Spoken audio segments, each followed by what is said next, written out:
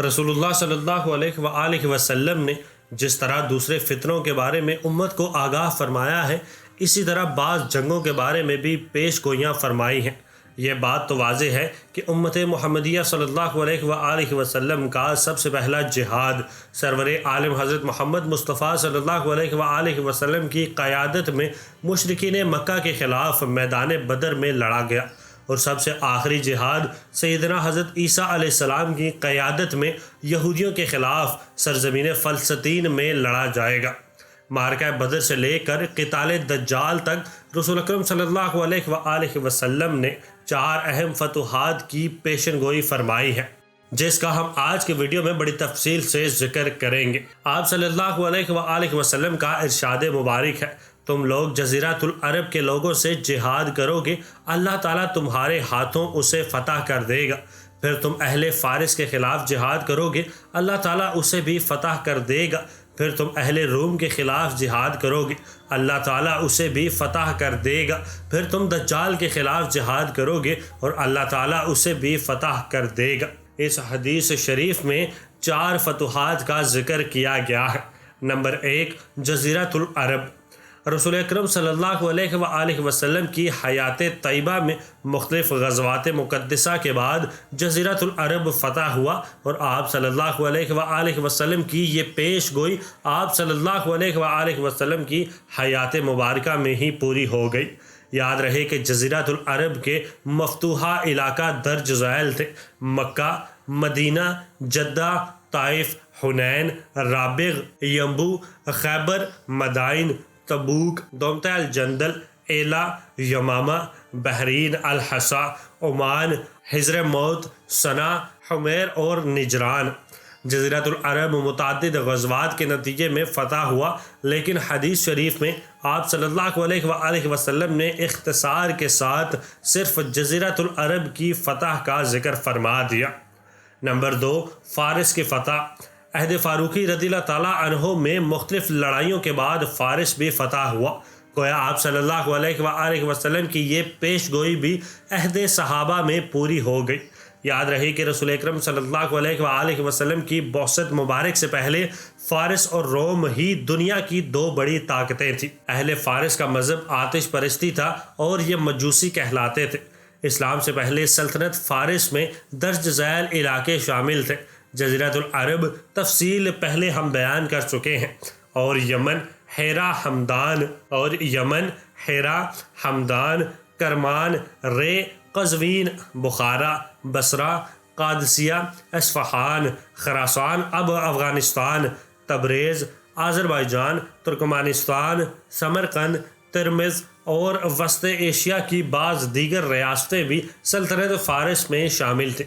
فارس کے بادشاہ کسریٰ کے بارے میں آپ صلی اللہ علیہ وآلہ وسلم کا ارشاد مبارک ہے: کسریٰ ہلاک ہوگا تو اس کے بعد کوئی کسریٰ نہیں آئے گا، جس کا مطلب یہ ہے کہ ایک دفعہ جب کسریٰ کی سلطنت ٹوٹ جائے گی تو پھر مجوسیوں کی دوبارہ ویسی سلطنت بنے گی، نہ ہی کوئی کسریٰ کہلا سکے گا۔ چنانچہ آپ صلی اللہ علیہ وآلہ وسلم نے ارشاد فرمایا تھا تو ویسا ہی ہوا۔ نمبر 3، روم کی فتح۔ حدیث شریف میں تیسرے نمبر پر روم کی فتح کی پیش گوئی کی گئی ہے۔ جس طرح جزیرۃ العرب کی فتح متعدد غزوات کا نتیجہ تھی اور فارس کی فتح کے لیے بھی مسلمانوں کو کئی جنگیں لڑنا پڑی، اسی طرح روم کی فتح سے پہلے بھی مسلمانوں کو عیسائیوں سے کئی جنگیں لڑنا ہوں گی، جن میں سے بہت سی ہو چکی ہیں اور آج بھی ہو رہی ہیں، اور بہت سی آئندہ بھی ہوں گی، جو بالآخر روم کی فتح پر منتج ہوں گی انشاءاللہ۔ بعض اہل علم کے نزدیک 2 اور 3 صدی ہجری میں جب مسلمانوں نے یورپ کے بعض ممالک فتح کیے، اس وقت اٹلی بھی فتح ہوا۔ روم کی فتح سے وہی فتح مراد ہے، لیکن حدیث شریف کا سیاق و سباق اس موقف سے مطابقت نہیں رکھتا۔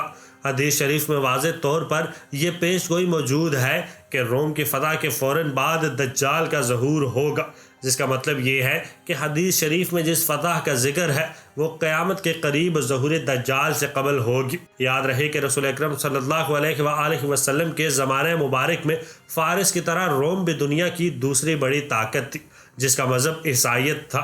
لہٰذا حدیث شریف میں روم کی فتح سے مراد فقط روم شہر کی فتح نہیں، بلکہ پوری عیسائی دنیا کی فتح مراد ہے۔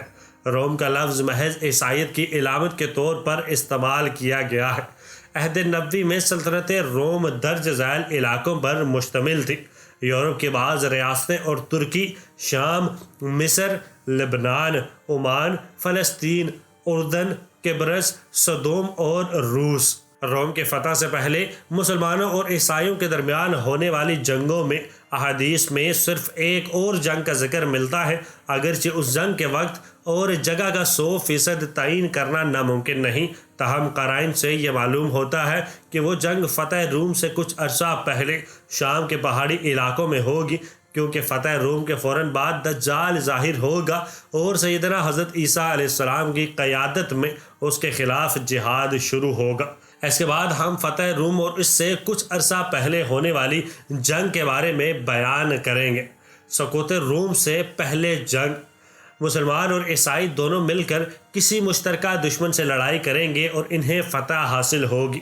دونوں آپس میں مال غنیمت تقسیم کریں گے اور اس کے بعد ایک ٹیلوں والی جگہ پر پڑاؤ ڈالیں گے، جہاں ایک عیسائی کمانڈر کھڑا ہو کر اعلان کرے گا صلیب غالب ہوئی۔ ایک غیرت مند مسلمان کمانڈر اٹھ کر اسے تھپڑ مارے گا، جھگڑا بڑھ جائے گا، جس کے نتیجہ میں عیسائی صلح کا معاہدہ توڑ دیں گے اور مسلمانوں سے انتقام لینے کے لیے 80 عیسائی ممالک کا اتحاد قائم کریں گے۔ گمسان کی جنگ ہوگی، جس میں مسلمانوں کا سارا لشکر شہید ہو جائے گا اور عیسائیوں کو فتح ہوگی۔ سقوط روم۔ مارکہ روم ہی وہ آخری جنگ عظیم ہے جس کے بعد قیامت کی بڑی علامت کبریٰ کا ظہور شروع ہو جائے گا۔ مارکہ کی تفصیل یہ ہے کہ شامی مسلمانوں اور عیسائیوں کے درمیان ایک جنگ ہوگی جس میں مسلمانوں کو فتح ہوگی اور وہ عیسائیوں کے مردوں اور عورتوں کو اپنا غلام بنا لیں گے۔ لشکر شامی مسلمانوں سے انتقام لینے کے لیے شام پر حملہ آور ہوگا۔ شام کے شہر حلب کے قریب عماق یا دابق کا مقام میدان جنگ بنے گا۔ جنگ سے پہلے مدینہ منورہ سے مسلمانوں کا ایک لشکر شامی مسلمانوں کی مدد کے لیے عماق یا دابق پہنچے گا تو عیسائی کمانڈر مدنی لشکر کے کمانڈر سے کہے گا تم شامی لشکر سے الگ رہو، انہوں نے ہماری عورتوں اور مردوں کو غلام بنایا ہے، لہٰذا ہم صرف انہی سے لڑائی کرنا چاہتے ہیں۔ مدنی لشکر کا کمانڈر کہے گا واللہ ہم اپنے مسلمان بھائیوں کو اکیلے کبھی نہیں چھوڑیں گے۔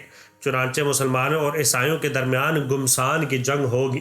مسلمانوں کا 1/3 لشکر جنگ میں شہید ہو جائے گا جو اللہ تعالیٰ کے ہاں بہترین شہادت کا درجہ پائیں گے۔ 1/3 لشکر میدان جنگ سے ڈر کر بھاگ جائے گا، اللہ تعالیٰ ان کی توبہ قبول نہیں فرمائیں گے۔ باقی 1/3 لشکر فاتح ہوگا جسے اللہ تعالیٰ ہر طرح کے فتنوں سے محفوظ رکھیں گے۔ شام میں عیسائیوں کو شکست فاش دینے کے بعد مسلمان عیسائیوں کے روحانی مرکز روم پر چڑھائی کریں گے۔ بری اور بحری دونوں محاذوں پر جنگ ہوگی۔ بحری محاذ پر قسطنطینیہ، استنبول کا پرانا نام، کے مقام پر جنگ ہوگی۔ اس جنگ میں 70,000 مسلمان شریک ہوں گے۔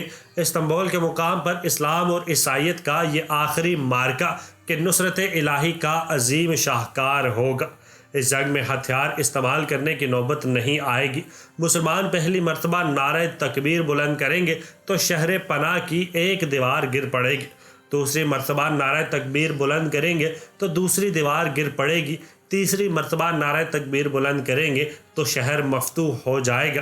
یاد رہے کہ ترکی اس وقت مسلمانوں کے قبضہ میں ہے، لیکن مستقبل میں کسی وقت یہ عیسائیوں کے قبضہ میں چلا جائے گا اور مسلمان اسے دوبارہ فتح کریں گے۔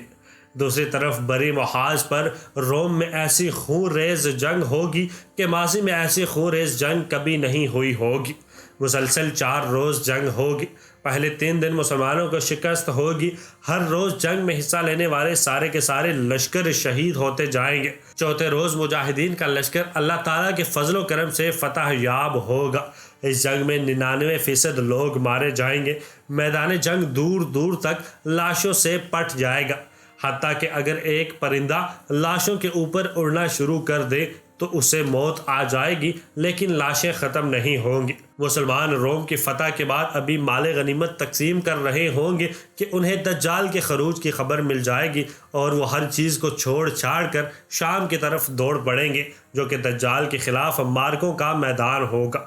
ظہور دجال سے قبل سیدنا امام مہدی علیہ السلام کی خلافت قائم ہو چکی ہوگی، لہٰذا سقوط روم کا مارکہ انہی کی قیادت میں سر ہوگا۔ قتل دجال: سقوط روم کے فوراً بعد یہودیوں کا بادشاہ دجال ظاہر ہوگا۔ ساری دنیا کے یہودی کافر اور منافق اس کے ساتھ مل جائیں گے۔ صرف ایران کے شہر اصفہان سے 70,000 یہودی اس کے لشکر میں شامل ہوں گے۔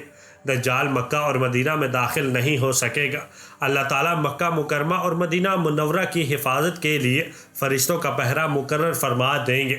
مکہ مدینہ کے علاوہ دجال ساری دنیا میں چکر لگائے گا۔ جب شام کے دارالحکومت دمشق پہنچے گا تو وہاں غوطہ کے مقام پر مسلمانوں کے ساتھ اس کا خون ریز مارکہ ہوگا۔ ابھی دجال دمشق میں ہی موجود ہوگا کہ حضرت عیسیٰ علیہ السلام آسمان سے نازل ہوں گے، دجال کا تعاقب کریں گے اور لد کے مقام پر اسے اپنے نیزے سے قتل کریں گے۔ یہ ہیں وہ 4 فتوحات جو رسول اکرم صلی اللہ علیہ وآلہ وسلم کی بعثت مبارک سے لے کر سیدنا حضرت عیسیٰ علیہ السلام کی جہاد تک ہونے والی تمام جنگوں پر محیط ہیں۔